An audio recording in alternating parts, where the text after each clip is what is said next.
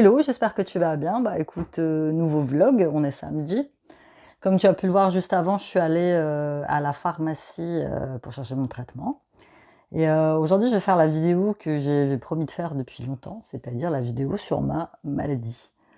Euh, Parce que dans pas mal de mes abonnés, je retrouve cette thématique de cette maladie-là. Donc vous avez je voulais vous raconter un petit peu, mais très rapidement, comment ça s'est déclaré chez moi, les symptômes que j'ai eus, les douleurs, et aujourd'hui où j'en suis avec ce traitement que je prends depuis quasiment, ça fait 4 ans que je prends ce traitement-là, qui est la piqûre que vous avez vue. Donc c'est une biothérapie qui s'appelle le Symphony. Donc ne me demandez pas, oui Amy, je veux la même, c'est propre à chacun. C'est-à-dire c'est à vous d'aller voir un rhumatologue qui va vous faire passer des examens. Moi, tous les ans, j'ai le droit au scanner et, et à l'IRM, j'arrive pas à le dire. Et du coup, c'est à lui de voir. C'est à un médecin de déterminer ce dont vous avez besoin, mais vous avez besoin, si vous souffrez comme moi j'ai souffert, d'un protocole antidouleur. J'ai mis mes petits bijoux et aura. J'ai fait un joli vernis bleu aujourd'hui. N'hésitez pas à aller faire un petit tour dans notre boutique. Je vous mets tous les liens en barre d'informations. Alors on y va. Ma maladie s'est déclarée. Sean avait 1 an et demi, donc il en a presque 14 maintenant. Donc j'étais en vacances tranquillement au Portugal avec ma famille. D'ailleurs, c'est la dernière fois que j'ai mis les pieds chez ma famille au Portugal. Et vers la fin de mes vacances, en fait, j'ai une gêne à l'œil droit. Quand je te dis une gêne, j'avais des petits vaisseaux éclatés, j'avais mal à l'œil. En fait, j'avais l'impression d'avoir déclenché une conjonctivite, en fait. Mon père passait son temps à me dire que c'est parce que je mettais la clim trop fort dans la voiture, ce qui aurait pu être ça. Mais au bout de quelques jours, j'avais du mal à ouvrir l'œil, il était tout rouge, je voyais flou, enfin c'était vraiment très gênant. Donc je suis allée là-bas aux urgences, tout le monde sait que les urgences, c'est les hôpitaux portugais en général, c'est pas le top. Si tu veux te faire soigner, va pas au Portugal. J'aime mon pays, je l'adore, mais les services de santé sont pourris, très clairement. Donc j'ai vu un médecin qui n'était même pas un ophtalmologue et qui m'a prescrit des gouttes qui ont fait pire que mieux. J'en suis venue à rentrer en France beaucoup plus tôt parce que je pouvais plus du tout ouvrir mon œil, je ne voyais plus rien et en plus j'avais de fortes migraines. Et donc quand je suis rentrée chez moi, je suis allée tout de suite aux urgences ophtalmologiques et le gars qui m'a vu m'a dit « Oh là, je vous garde, il faut qu'on fasse des examens, ce que vous avez c'est étrange ». Bon, on a fait des examens et ils en sont venus à la conclusion que j'avais une uvéite. C'est une arthrose de l'œil en fait et c'est un truc que généralement que tu vois chez les chats. Mais tu vois aussi chez les humains qui sont atteints de spondylarthrite ankylosante.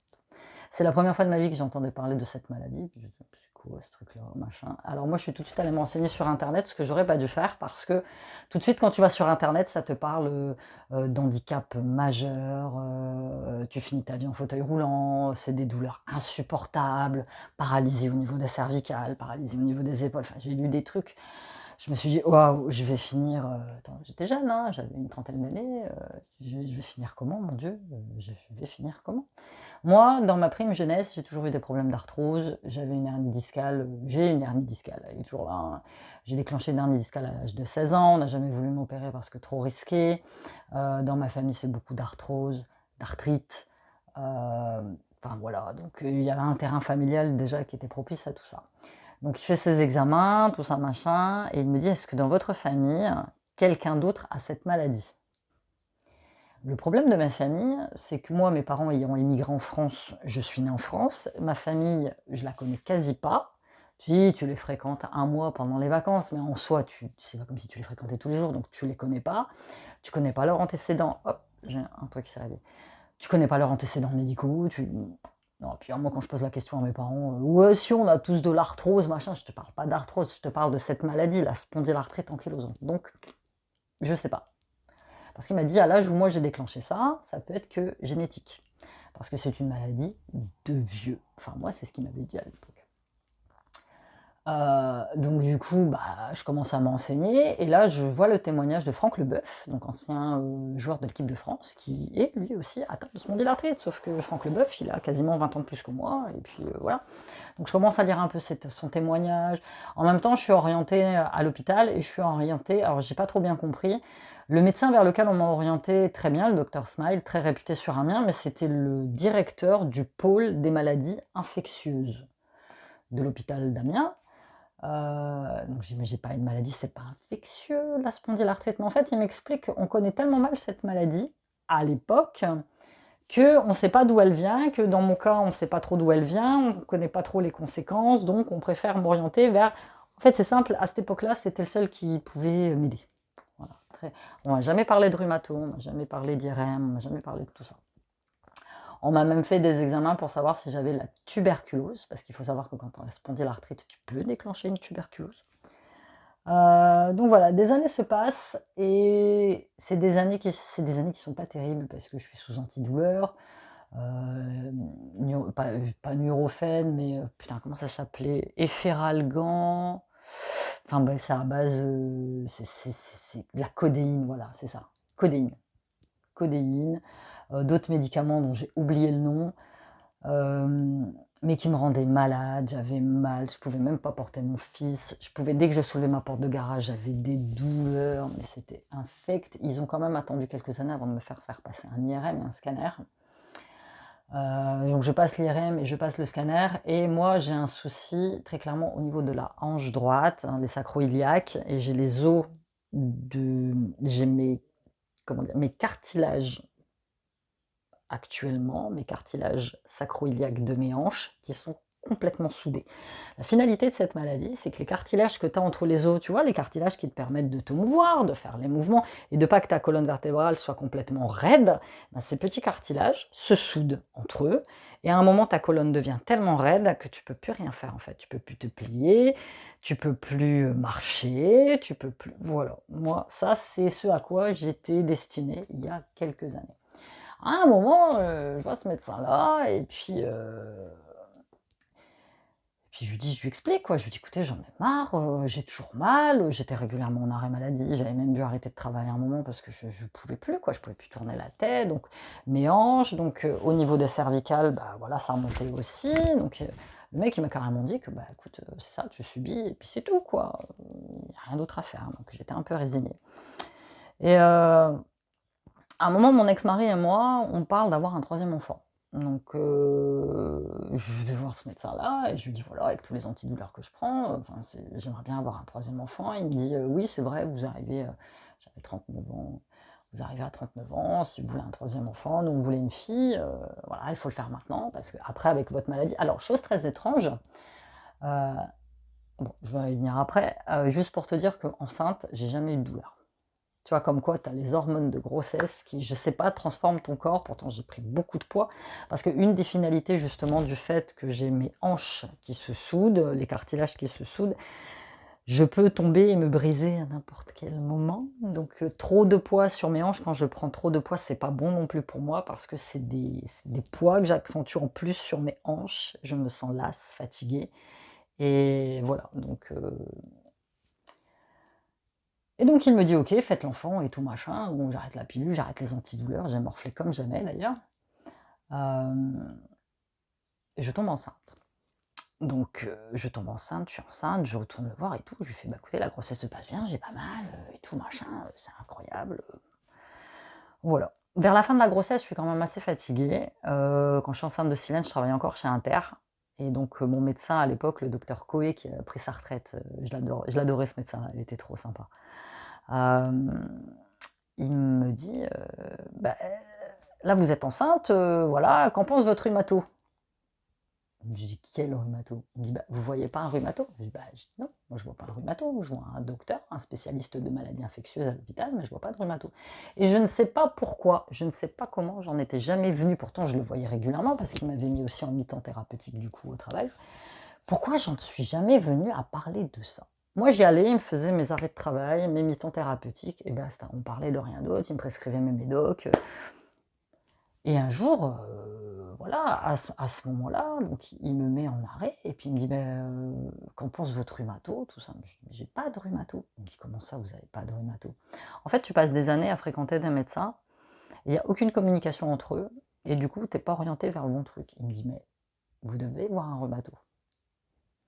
Et là, il me donne l'adresse d'un petit jeune qu'il connaît, qui est le fils d'un de ses potes, qui est rhumatologue, le docteur Ferrand, qui est rhumatologue au polyclinique.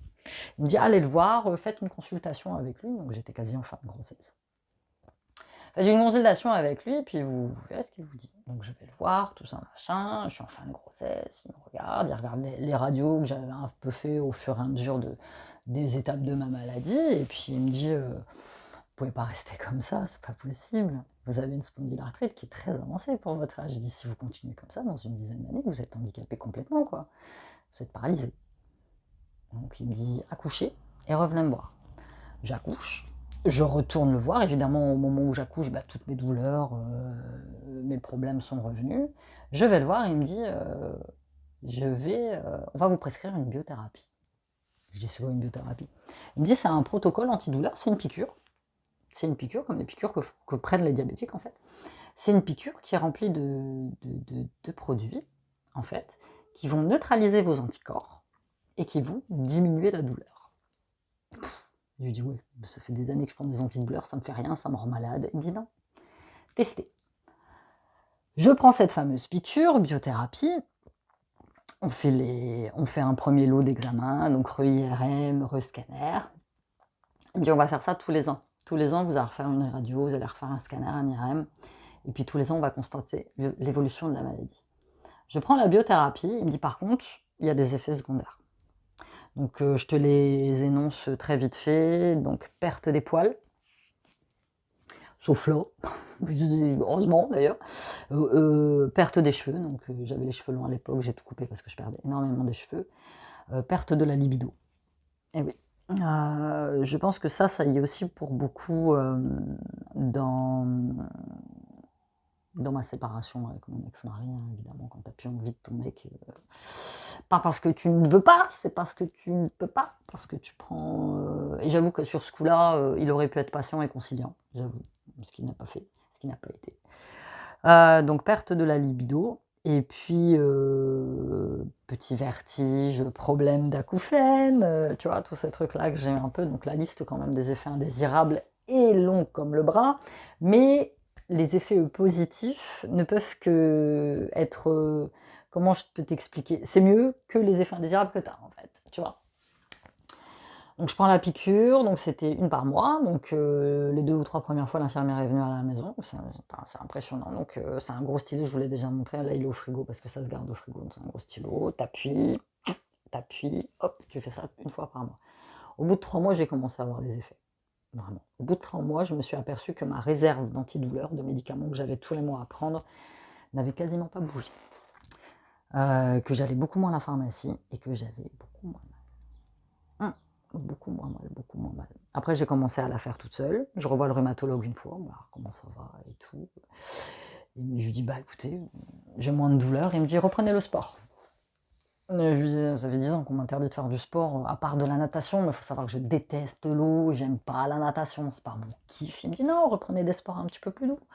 Le yoga, le stretching, la marche à pied, enfin, mais reprenons un peu le sport.» Parce que bon, bah, je reprends le sport, je continue mes piqûres, je continue à le voir. 1 an se passe, 2 ans se passent. Et là, il teste ma souplesse. Et comment te dire que j'ai la souplesse d'une personne normale non handicapée. Que j'ai repris le sport, donc que je fais du fitness, je fais de la muscu, je fais du yoga, je fais du stretching, je fais du pilates. Je peux faire, bon, à part les sports violents, ça évidemment, voilà.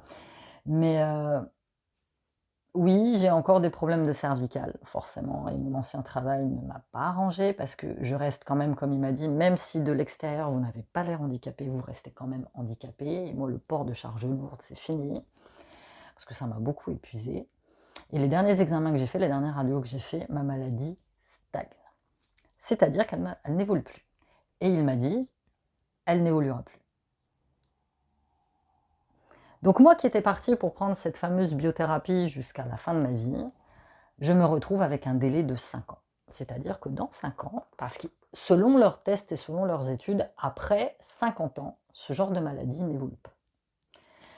Donc, dans 5 ans, je peux arrêter cette piqûre que je prends tous les mois, cette biothérapie avec laquelle je vis. Je peux continuer à mener une vie normale. Après, bah, voilà, c'est à moi de prendre soin de moi, de prendre soin de mon corps. Et je ne vais jamais en guérir, parce que tu n'en guéris pas. Mais c'est ma pote, en fait, on vit ensemble. Moi, tous les mois, je suis contente d'aller chercher ma piqûre.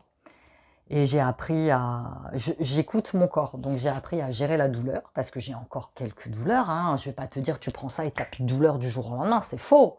C'est faux, moi il m'arrive quand tu fais trop de sport d'avoir des courbatures, comme là. Là ça va beaucoup mieux. Dans une de mes dernières vidéos, je vous ai dit que j'avais un problème à l'épaule, mais là ça va beaucoup mieux. J'ai encore mal, je le sens, mais en fait ça prend du temps à partir. Par contre, il faut que tu aies un suivi médical impeccable. C'est-à-dire, l'inconvénient, par exemple, de cette piqûre, de cette biothérapie, c'est que quand tu dois te faire arracher une dent, tu es obligé d'arrêter ta piqûre, parce que n'oublie pas qu'elle élimine tous tes anticorps, d'attendre un mois, de te faire opérer de ta dent, de réattendre un mois que tu guérisses, et après de reprendre ta piqûre. Tu vois, c'est un protocole qui est assez long. En soi, bon, je me suis jamais fait arracher de dents, mais par exemple, un truc tout bête, j'ai pas le droit au tatouage. Parce que, soi-disant, avec cette maladie, ta peau cicatrise beaucoup moins bien, beaucoup moins vite et tu risques les infections.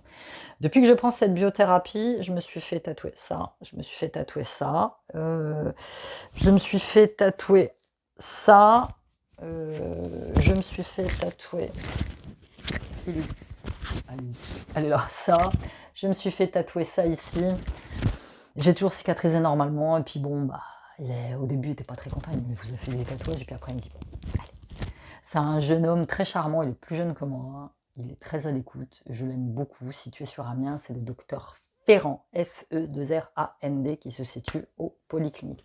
Voilà, maintenant, si vous avez des questions sur cette maladie, n'hésitez pas à vous me la poser en commentaire. Et petit fait historique et très intéressant, j'ai appris, il n'y a pas très longtemps, que Toutankhamon, le pharaon égyptien Toutankhamon, lorsqu'ils ont extrait sa momie, en fait, il est mort à l'âge d'une trentaine d'années. En fait, il était tout recroquevillé, tout comme ça, parce que le truc de cette maladie, c'est que du coup, comme ta colonne vertébrale, elle est raide et qu'elle peut plus se tenir droite, et bah tu plonges comme un vieux, et puis t'es comme ça, t'es courbé comme un petit vieux.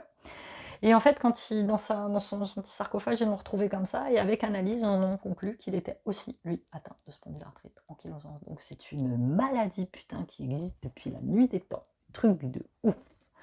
Et je me suis aperçue, en discutant avec des gens, qu'on est beaucoup aussi à avoir cette maladie, et que ça n'est pas une maladie de vieux, parce que j'en ai beaucoup qui m'ont contacté, qui sont plus jeunes que moi, et qui ont aussi cette maladie. Mais je te dis, si tu veux un protocole adapté à toi, il faut aller voir un rhumatologue, pas un autre type de médecin, un rhumatologue. Il n'y a que lui qui pourra t'indiquer ce qui est bon pour toi.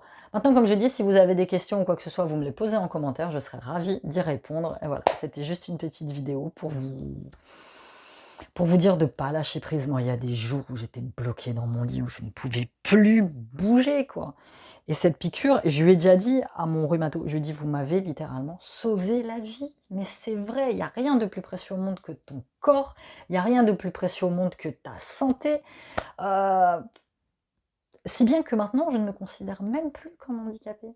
Je ne me gare pas sur les parties handicapées, je ne prends pas mon truc prioritaire, je ne me considère pas. Je sais qu'à l'intérieur, je le suis, physiquement, je le suis, mais je ne me considère pas comme handicapée, je me considère comme une personne normale. J'ai une maladie, je vis avec, c'est ma pote, on s'entend très bien, elle sera là jusqu'à la fin de mes jours, donc j'ai fait la paix avec elle. Et aujourd'hui, je vis très bien. Voilà, j'espère que tu as aimé. Like, commente, abonne-toi à ma chaîne et on se dit à bientôt. Bye.